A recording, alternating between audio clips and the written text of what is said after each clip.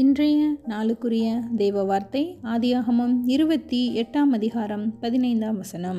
நான் உன்னோடே இருந்து நீ போகிற இடத்திலெல்லாம் உன்னை காத்து இந்த தேசத்திற்கு உன்னை திரும்பி வரப்பண்ணுவேன்.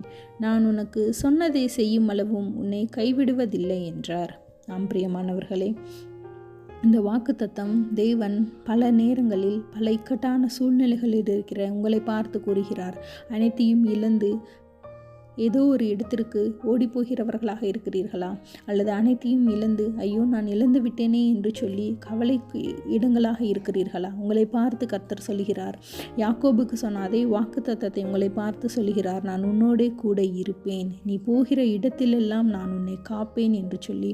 ஒருவேளை எந்த இடத்தில் நீங்கள் இருக்கக்கூடாது என்று சொல்லி உங்களை துரத்தினார்களோ, எந்த தேசத்தில் நீங்கள் வாசம் பண்ணக்கூடாது என்று சொல்லி உங்களுக்கு வஞ்சனை செய்தார்களோ, அங்கே தேவன் உங்களை திரும்ப வர பண்ணுவார் என்றும் அதை நிறைவேற்றும் அளவும் உங்களை கைவிடாத, உங்களை விட்டு விலகாத தேவன் உங்களோடு கூட இருக்கிறார்.